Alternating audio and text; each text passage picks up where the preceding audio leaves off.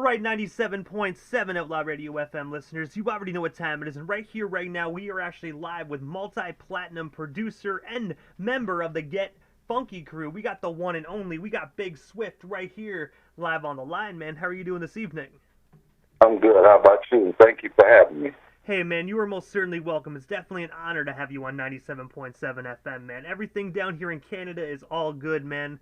We just got back to actually normal life. We just got the masks off yesterday, so it's definitely a weird feeling, man. I hope everything is all good and back to normal out where you are. Pretty much the same thing. Yeah, getting the mask, taking off the little, what you call it, those doggone nooses off our face, goddamn.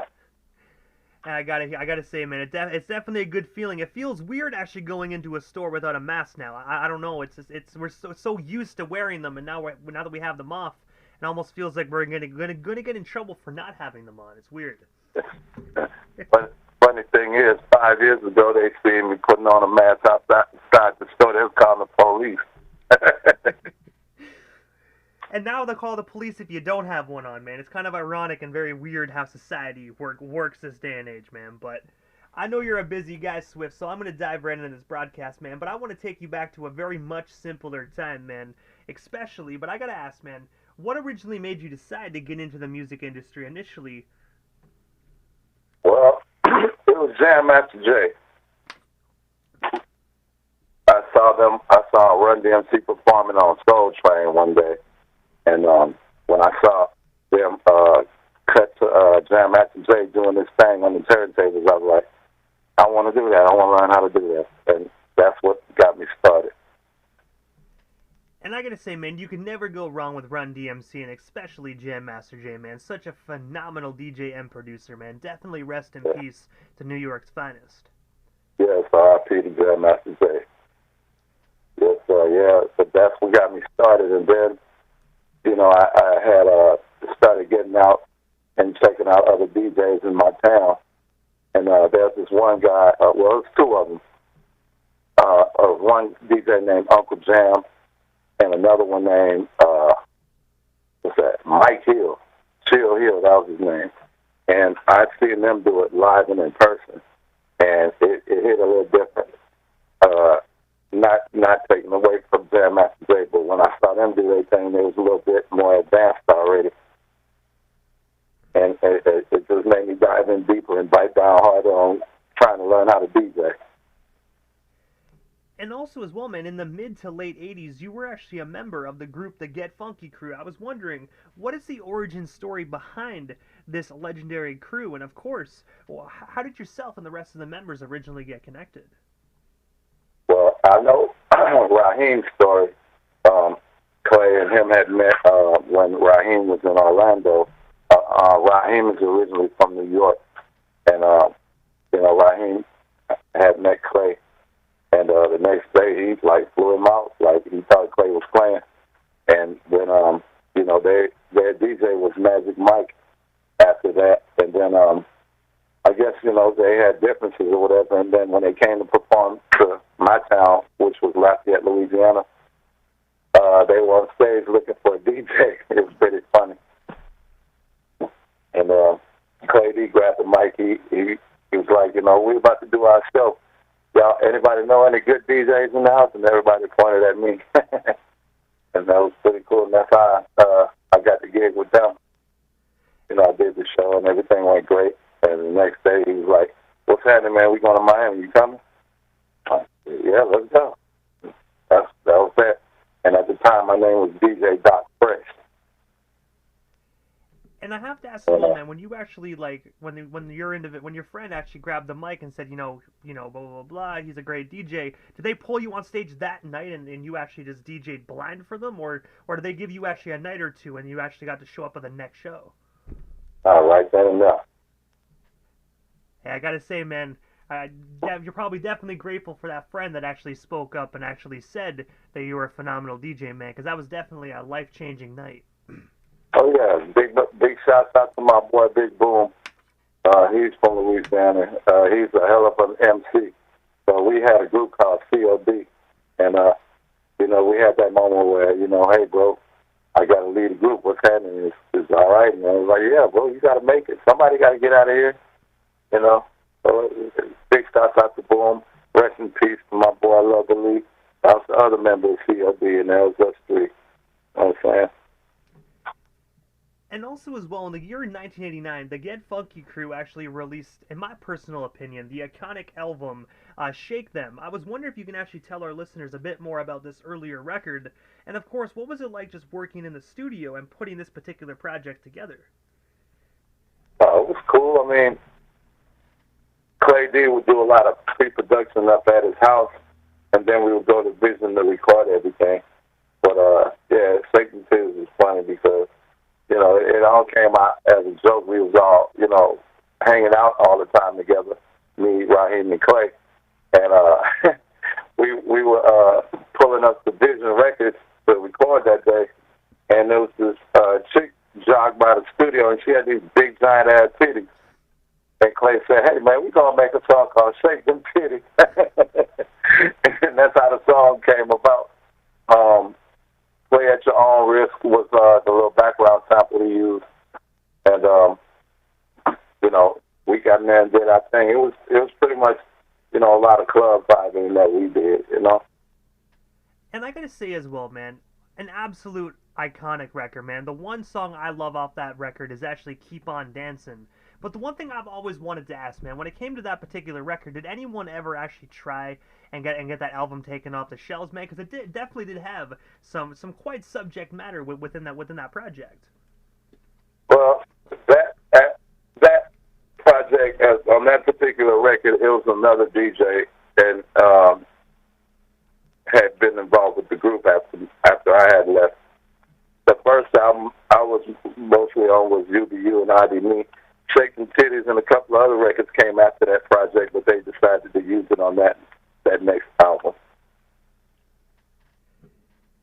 And also as well, man, after you left the group, you went on to do some phenomenal production work, man. And one of the production sessions was actually in the year 1993, where you actually did work on Luther Luke Campbell's album titled In the Nude. I was wondering, how did yourself and Luke Campbell originally get connected? And of course, what was it like just being in the studio working on that particular project on the production? Oh, man, it was cool. I mean, Luke, I met him while, you know, working with Clay and him. And also, we did a lot of shows together as well. And then after I left the group, I had moved here to Texas. And he came here to, actually, that's when he discovered H-Town. And we were working on H-Town's album and his at the same time. But it was fun working on his project. And he also, we also had a party at the end of the project, and it was cool. Everybody got lit, toe up. You couldn't leave the studio. You spent the night there, you know, so it was cool. We had fun. We had a great time recording that. And I gotta say as well, man, you must have learned a lot from Luke as well, man, because he was, from what I heard, I've heard many stories that he was such a phenomenal individual just to actually work on production with and work in the studio, like, especially for yourself at such an early age within your career. What was one of the most memorable moments you actually shared with him, and of course, what did you learn from him? Well, at that point, I had learned a lot of business, you know, learned to stay real steadfast and diligent about getting something done and meet your deadlines. I learned that from him real stiff. And in the studio, he's like a party goer type of guy. You know, he creates the same atmosphere for the record he wants to make. You know, so yeah, he's a real cool cat. And also big shout out to Mr. Mick from the 2 Live Crew, because I learned a lot from him as well. And also as well, you have actually done a lot of monumental production work for the iconic hip-hop label Rap-A-Lot Records. I was wondering, how did you originally land yourself at Rap-A-Lot? And of course, what was it like actually being one of the biggest producers at that particular imprint? Well, I had been friends with Mr. 3-2. He was a member of the Convicts and also went along and did his solo record and also was in the group The Black Monks on Rap-A-Lot. And he was the one who brought me up there to Rap-A-Lot.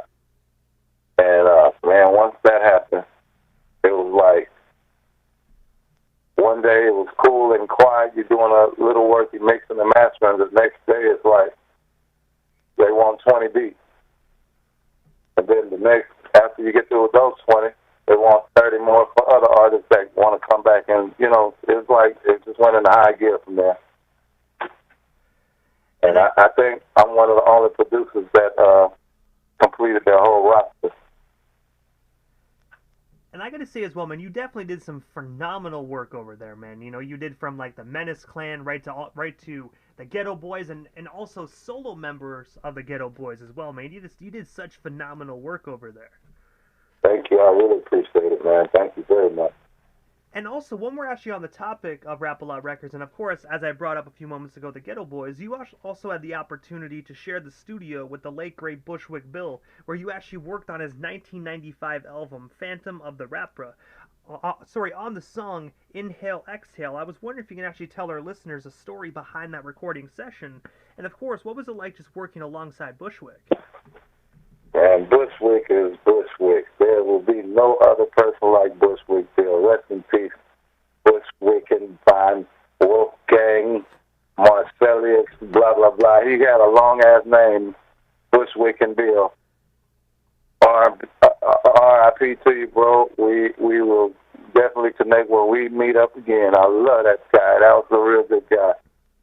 Didn't take no shit. Wasn't scared of shit. He was just him. You know how you got soldiers, then you got warriors. He was a warrior. He definitely walked his own path. He lived his life. He did it his way. But yeah, recording on the Inhale Exhale record, shit, Bushwick likes to smoke. And rule number 1, do not pass the blunt to Bushwick unless you're done smoking, because you will not get it back. So, with that being said, we all roll our own shit. But we got super high, had a good time. Dante from Menace Clan, D, and he also spit some shit on there. So yeah, we just got super loaded and spent some time in the studio, laughed a lot, had a good time, man, and came up with the song. And you know, we left, hung out again. We always would go and hang out at Bill's house and shit, watch all kind of movies that's not out and shit. Bill was a good guy, man. And I have to ask, what was some of the movies that you actually watched that wasn't out yet? Because I do know you guys definitely had the hookup, especially back in the day. Yeah, I like a lot of underground shit. You know, I don't want to talk about it too much, but it's definitely Bushwick had a hell of a collection of movies, man. I'll say that. It was a hell of an experience hanging out with Bill.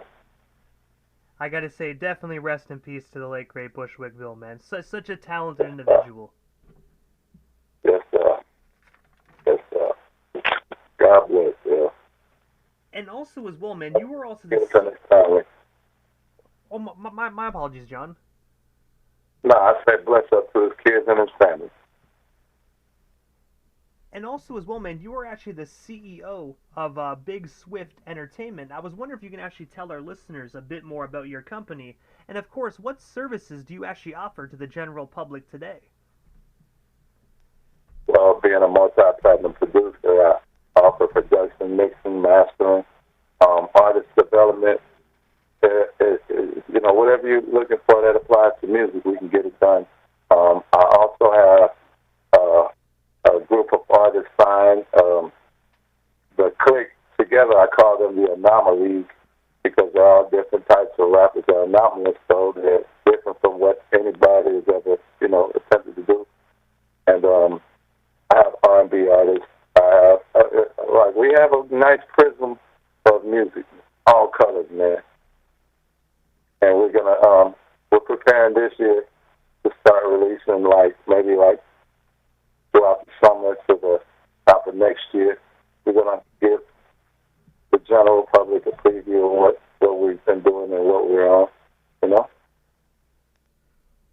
And also as well, the one thing I have to bring up, one of my favorite production works that you actually did was actually alongside fellow Houston, Texas artist Lil O, where you actually did work on his The Fat Rat with the Cheese album. I was wondering, how did yourself and Lil O originally get connected, and of course, what was it like just working with him on that particular project? Oh, cool. I connected with him through working with the Screwed Up Click. I did a lot of work for the Screwed Up Click, so I eventually ran into Lil O, and we locked in, and he really likes to get straight to it. We go to the studio, and he'll have some stuff already wrote, but then he'll change the whole direction according to the vibe he gets in the studio. So, like, he's a very aggressive artist, man, in that studio. He's a perfectionist, and he does work to the highest of his ability. So, for anyone thinking that Lil O might be a cool, laid-back rapper guy, don't get it twisted. He's a real busybody in that studio. And I have to ask, well, with that particular record, did you just actually do a few songs, or did you actually mix the entire project? Because I got to say, that was, in my personal opinion, the Fat Rat record, man, was actually mixed to absolute perfection, in my personal opinion.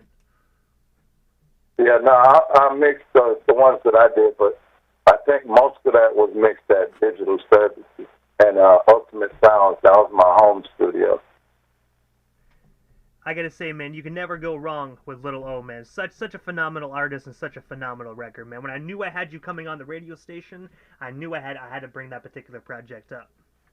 Oh yeah, much props to Lil O. You know, yeah, but it's a lot of things to come, man. So if y'all thought y'all heard some of my best work, y'all haven't heard the best yet. The best is yet to come, brother. And also, as well, speaking of best to come and what's going on right now, currently in the year 2022, you were actually working alongside hip-hop artist Champ, where he actually released a song, Swingers, Timber, and Candy. I was wondering, can you tell us a bit more about that business partnership? And, of course, what other things do you guys currently have in the works right now? Hey, Champ is in the Anomaly. He's one of the guys that's down with the label.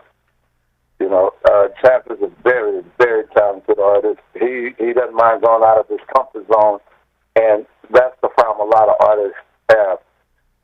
Some of these guys want to be too cool and forget about the entertainment value that they're supposed to have, you know? So, yeah, Champ is live. We did Swingers, Timber, and Candy. We was just, you know, on some Houston shit, man. That's where we at. It's the culture, you know, and I just felt like I had to do something for them. I mean, all the time I get out here, I still hear my music bumping in the slabs. You feel me? Like from the Fat Pat records to the Southside Players to the Ghetto Boy shit, you know? And I was like, damn, that shit feels pretty good. So I said, I'm going to make one just for him. And, you know, that's what we did. And I pulled Champ on in there, and Champ got his shine on like he normally does. You know what I'm saying? And I gotta say, that song is absolutely phenomenal, man. I gotta say, you guys definitely have a phenomenal partnership, man. I could really see that artist doing big things and going very far within the music industry. Oh, definitely so. And we're gonna see to that. And hey, while you at it, why don't you let him hear it? Let Canada hear that. Let him rock with it. You already know I got that locked and loaded, man. I got that coming up right after the interview. Yes, sir. Man, much love, much appreciation. But also, I gotta ask, man, what is next for yourself, Big Swift? I know you got a lot of stuff in the works right now, but I have to ask, is there anything we happen to miss during this interview? Anything else you do still wish to talk about or promote? Well, we still got you here live on the Canadian FM dial this evening. Yes, sir. Keep your eyes on Death Row and RBX. He's back in the building, and he ain't playing. You remember RBX? Oh, you can never go wrong with the narrator. There you go. I'm going to just drop that little Easter egg right there. Y'all can stay tuned for the rest. But also, Swift, this is the time in the interview quickly that I give a chance for the individual that does slide into the radio station airwaves. Just a chance to give, shout-outs to whomever they want to give shout-outs to. But most of all, man, your social media handles. That way our listeners can follow you and stay updated on everything the legendary, the multi-platinum Big Swift, if they're not already doing so. Thank you very much. Yes. If you want to follow me on Instagram, it's Big Swift the First, BIGSWIFTTHE, the number 1 ST. And same thing on Facebook where we met at. I had put my government up there, John Catalan, Catalos. And if anyone wants any work or anything, mix and match or whatever, let's get it. And I got to say, first and foremost, Swift, thank you so much, man, for just taking the time out of your busy evening and sliding into the 97.7 FM airwaves, man. It definitely was an honor and most definitely a privilege, man. And hopefully down the line we can make this happen again sometime soon. Anytime. I'm on with you, bro. It's on. Let's go. Hey, man, you already know. I appreciate you, man. Definitely have yourself a wonderful night, man. And anything you need, you already know we're connected, man. So don't hesitate to reach out, man. You definitely got a home right here on 97.7 FM. I appreciate it. Likewise, brother. Most definitely, man. Have yourself a wonderful night. Thank you so much. Let's go.